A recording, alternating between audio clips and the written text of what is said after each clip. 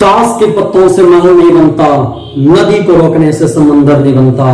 कोशिश करते रहो हर पल मेरे दोस्त, क्योंकि एक जीत से कोई सिकंदर नहीं बनता। जी हाँ, मैं ओम प्रकाश सुरसिया आज के इस वीडियो में आपको बताऊंगा कि 10th पास करने के बाद आप क्या कर सकते हैं। 10th पास करने के बाद जो भी रास्ते जहां भी जाती है, आज मैं उस वीडियो में सारे को एक्सप्लेन करूंगा। जी हाँ, 10th पास करने के बाद आपके पास 5 विकल्प है।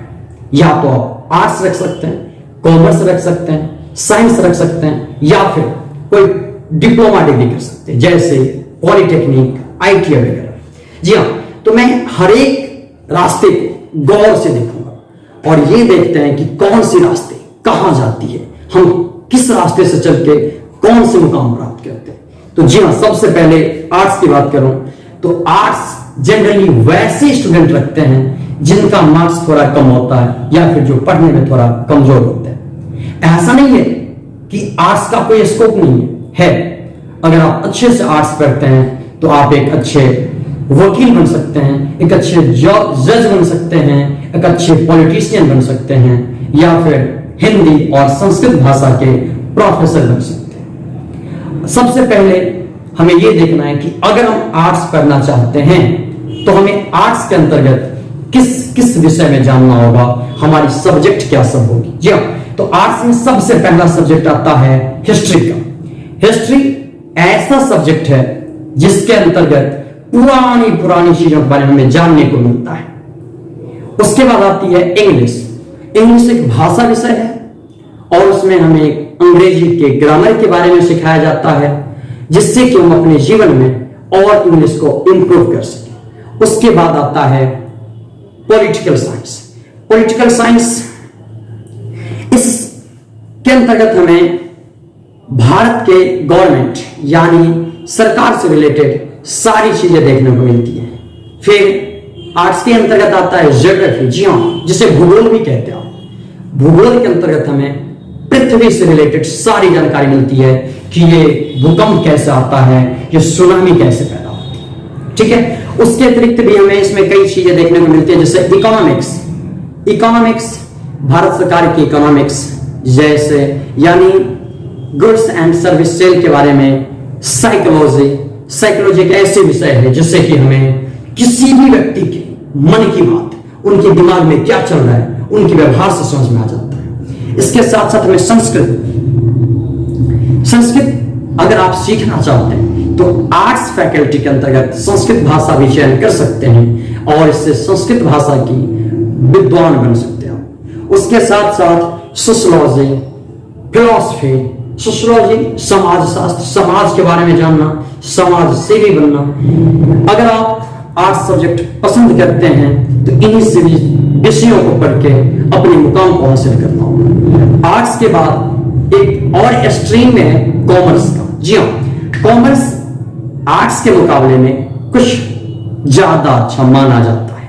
10th पास करने के बाद आप चाहें तो कॉमर्स भी रख सकते हैं। कॉमर्स जनरली वैसे स्टूडेंट रखते हैं जिनका मार्क्स थोड़ा अच्छा होता है और वो बिजनेस क्षेत्र में जाना चाहते हैं। कॉमर्स करके आप किसी बैंक की मैनेजर, कैशियर बन सकते हैं, सीए कर सकते हैं, या फिर कंप्यूटर की एजुकेशन प्राप्त कर सकते हैं। जी हाँ, कॉमर्स के अंतर्गत भी हमें डिफरेंट टाइप के विषय हैं, जैसे कि अकाउंटेंसी। अकाउंटेंसी के अंतर्गत हमें यह सब देखने को मिलेगा कि बिजनेस बैंक में पैसा कैसे जमा करते हैं, कैसे निकासी करते हैं, ये सारा हिसाब किताब अकाउंटेंसी का काम हो जाता है। उसके बाद है इकोनॉमिक्स। जी हाँ, इस सब्जेक्ट के अंदर आपको भारत के इकोनॉमिक्स यानी गुड्स एंड सर्विस सेल के बारे में जानने को मिलेगा। बिजनेस स्टडी एक ऐसा सब्जेक्ट है जिससे कि बिजनेस कैसे किया जाता है, बिजनेस करने के लिए क्या सब चीजें की आवश्यकता है, ये सब सीखने को मिलेगा आपको। जी हाँ, मैथमेटिक्स एक ऐसा सब्जेक्ट है जिसका यूज हमें हर पल हर क्षण होता है और मैथमेटिक्स सीखकर आप कहीं भी इसका इस्तेमाल कर सकते हैं, कहीं भी इसका उपयोग कर सकता है। उसके साथ साथ इंग्लिश भाषा विषय, वो तो हमें हर स्ट्रीम में पढ़ना होगा, चाहे आर्ट्स रखें, कॉमर्स रखें, साइंस रखें। इंग्लिश तो लैंग्वेज है, वो है ही, आप ग्रामर पढ़ेंगे, इंग्लिश को इंप्रूव करेंगे। उसके बाद आता है साइंस। जी हाँ, जो साइंस सबसे इंपॉर्टेंट है। 10th के बाद अगर कोई इंपॉर्टेंट वे है जैसे साइंस, साइंस पढ़ के आप साइंटिस्ट, डॉक्टर, इंजीनियर बन सकते हैं। इसके अतिरिक्त तो सारे स्कोप है। अगर आप चाहते हैं कि अपने जीवन में एक अच्छा मुकाम प्राप्त करें तो साइंस को मत भूलिएगा, क्योंकि साइंस आज की आवश्यकता है, बच्चों की डिमांड है, और जो टाइम बीतेगी साइंस का महत्व बढ़ता ही जाएगा। साइंस दो भागों में बढ़ जाता है, medical, non medical. Non medical means engineering, उसमें बायोलॉजी की जगह आपको मैथमेटिक्स पढ़ने को मिलेंगे। ठीक है, मैथ्स साइंस के अंतर्गत आपको कई सब्जेक्ट पढ़ने होंगे, जैसे फिजिक्स, इसमें आपको पदार्थ, गति, ऊर्जा आदि के बारे में जानकारी मिलेगा। केमिस्ट्री, इस सब्जेक्ट के अंतर्गत आपको रासायनिक विज्ञान जैसे पानी, केमिकल आदि के बारे में देखने को मिलेंगे। फिर होता है बायोलॉजी, जी हाँ, जिसमें जीव जंतु के बारे में सीखने को मिलेंगे। छोटे छोटे जीव जंतु, बड़े बड़े जीव जंतु, पेड़ पौधे, मनुष्य, सब के बारे में पूर्ण जानकारी बायोलॉजी दे सकती है आपको। उसके बाद मैथमेटिक्स, जो कॉमर्स में भी आप पढ़ सकते हैं, साइंस में भी है। मैथ्स करके आप उसमें मैथ्स सिखाया जाता है, जिसका यूज आप अपने हर क्षेत्र में कर सकते हैं। हर जगह मैथ्स की आवश्यकता होती है। उसके साथ साथ कंप्यूटर साइंस, कंप्यूटर साइंस के अंतर्गत आपको कंप्यूटर के बारे में पढ़ाया जाता है। कंप्यूटर तथा उसके एप्लीकेशन, सॉफ्टवेयर कैसे बनते हैं, इंटरनेट सेवाएं क्या है, उसका क्या उपयोग है, उसकी कैसी व्यवस्था है, सारा कुछ देखने को मिलेगा।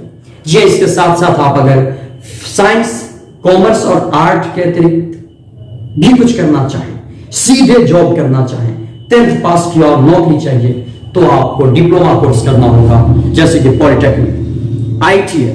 पॉलिटेक्निक भी कई ब्रांचेज होती है, जैसे कि फैशन डिजाइनिंग, उसके बाद computer hardware, automobiles, civil engineers, electrical engineers इत्यादि। उसके बाद आईटीआई भी कर सकते हैं, इंडस्ट्रियल ट्रेनिंग इंस्टीट्यूट। इसके माध्यम से बड़ी बड़ी कंपनियां हैं जो बच्चों को जॉब देती है, व्यक्तियों को जॉब देती है। होंडा साइन हो गया, होंडा एजेंसी हो गया, कार की एजेंसी, सारे आईटीआई के बंदे होते हैं। तो अगर आप चाहें तो आईटीआई भी कर सकते हैं। ये था हमारा 10th पास करने के बाद हमें क्या करना चाहिए। ये हमारी खुद की गोल सेटिंग होगी कि हम क्या पढ़ें और कहां जाएं। वो मैंने अच्छा सा वे बताया कि कहां जाने के लिए क्या पढ़ना।